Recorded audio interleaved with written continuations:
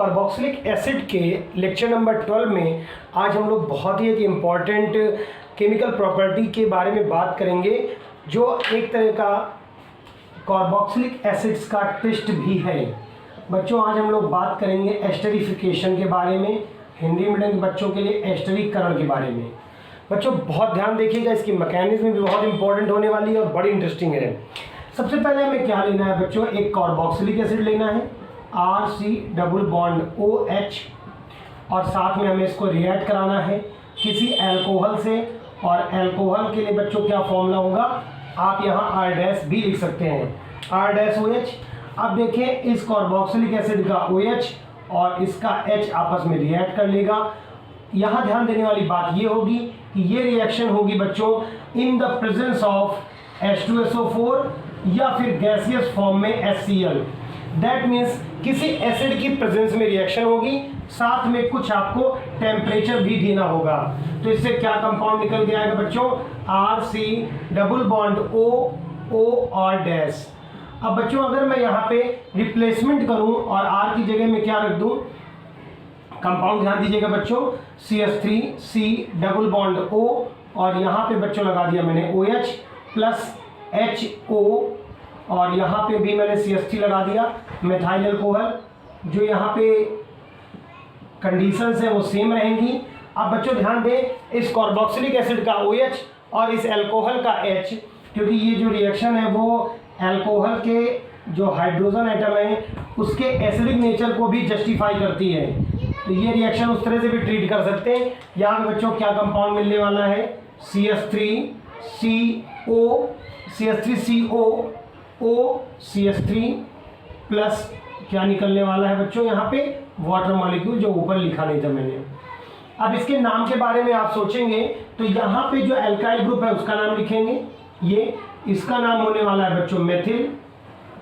और इसको बच्चों आप जर्नल नॉमेनक्लेचर अगर लिखना चाहें तो CH3COO को आप एसीटेट लिख सकते हैं या IUPAC नॉमेनक्लेचर में आप मेथेनोएट। तो आपको यहाँ पर मेथिल एथेनोएट बनता है। और जो यहाँ पे ये कंपाउंड निकल के आया है बच्चों, इसका अगर आप फॉर्म चेक करें तो ये लिखा है इस फॉर्म में RCOOR'। बच्चों इस फॉर्मेट को फॉलो करने वाले कंपाउंड एस्टर्स कहे जाते हैं। तो दैट मीन्स जो कंपाउंड यहाँ निकल के आया है वो कंपाउंड एक क्या है, एस्टर है। और एस्टर की फॉर्मेशन की वजह से ही इस रिएक्शन को एस्टरिफिकेशन कहा जाता है। तो बच्चों ये तो हो गई इसकी एक जर्नल सी रिएक्शन, जिसमें हम लोगों ने देखा कि कैसे कार्बोक्सिलिक एसिड अल्कोहल से एसिड की प्रेजेंस में रिएक्शन करके एस्टर्स बनाते हैं और इस वजह से इस रिएक्शन को क्या बोला जाता है बच्चों, एस्टरिफिकेशन। एस्टर्स को लेकर के एक बात आपको और ध्यान से समझ लेनी चाहिए, एस्टर्स के अंदर, हर एक एस्टर के अंदर अपनी एक सुगंध होती है, एक फ्रेगनेंस होती है और मोस्ट ऑफ द एस्टर जो हैं वो फ्रूटी स्मेल के होते हैं।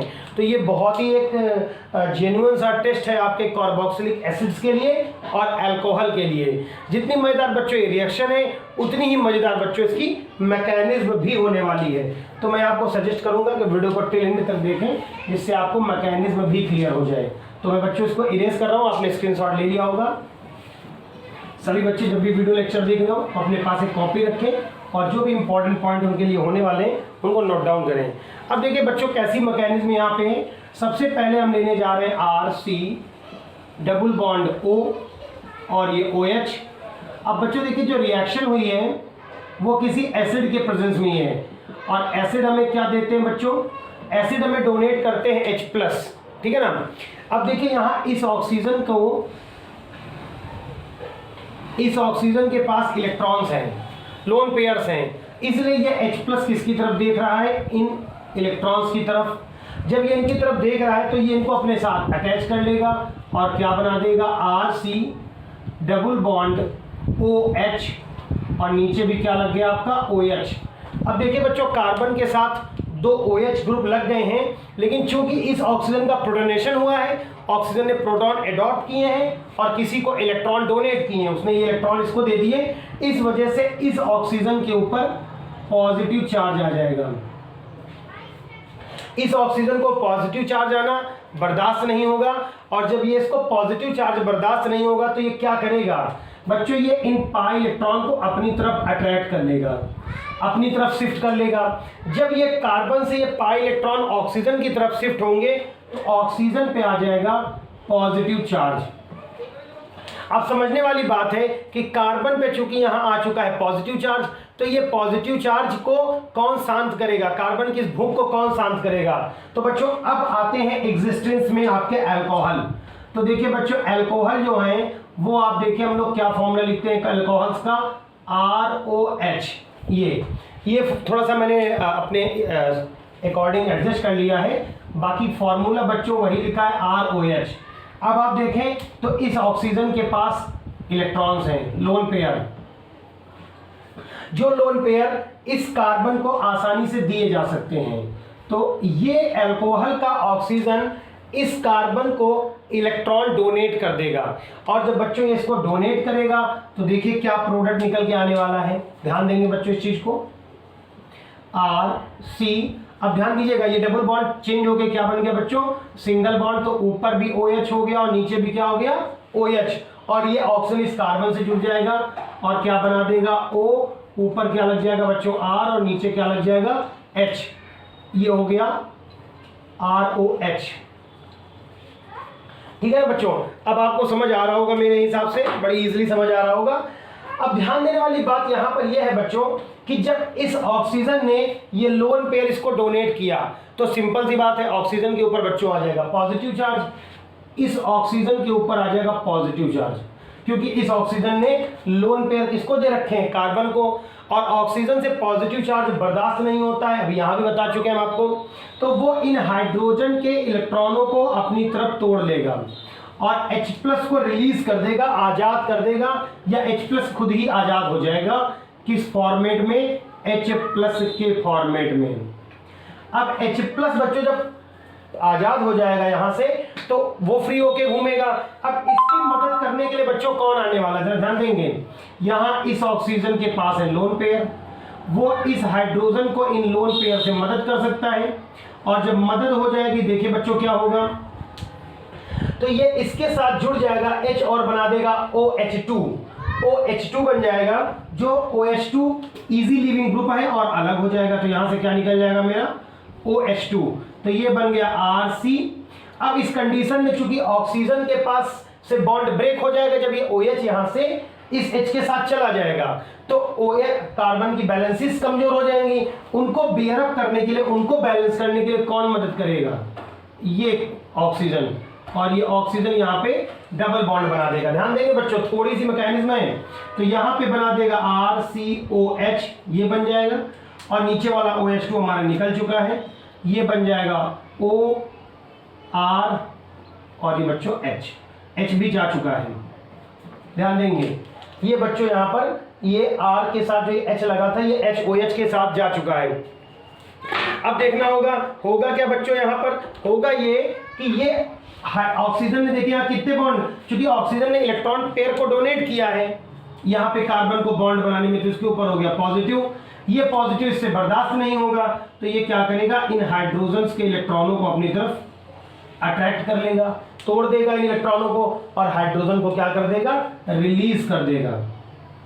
अब बहुत सारे बच्चों से सोच रहे होंगे कि ये जब यहां से H+ के फॉर्मेट में बाहर जाएगा तो जाएगा आखिर कहां। तो बच्चों उसके लिए इतनी मुश्किल इस वजह से नहीं होगी क्योंकि हम लोगों ने रिएक्शन में पहले ही एसिड लिया था, और एसिड का देखिए सिर्फ पॉजिटिव पोर्शन यूज किया है, निगेटिव पोर्शन अभी तक नहीं यूज किया था। तो वो निगेटिव पोर्शन H के साथ जाएगा, और यहाँ बच्चों क्या बन जाएगा, देखिए हमारा compound RC double bond OR। ये चाहे आप इसको R' भी कर सकते हैं, इट डज नॉट मैटर। तो यहाँ पे ये कंपाउंड आपका निकल के आ जाता है RC डबल बॉन्ड OR'।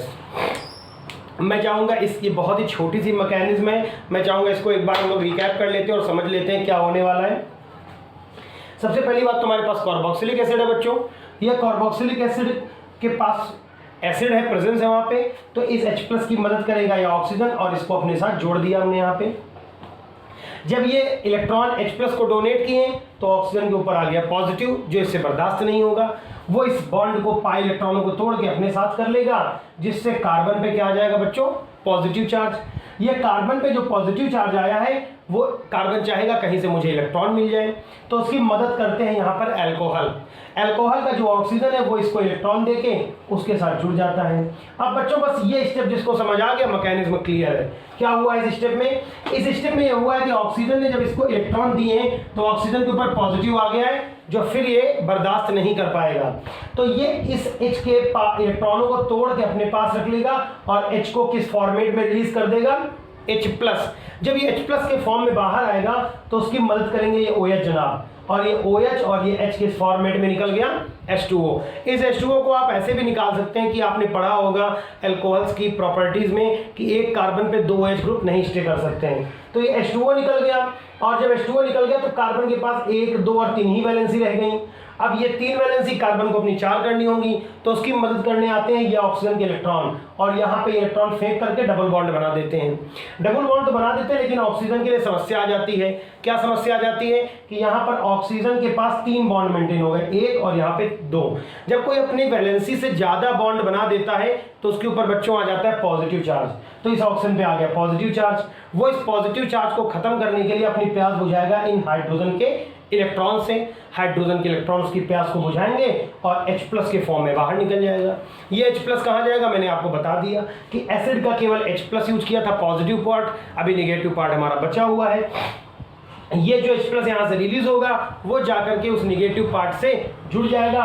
ये आपने अगर HCl यूज किया है तो HCl बन जाएगा, H2SO4 जो भी है, और साथ में आपको ये कंपाउंड मिल जाएगा RCOOR-,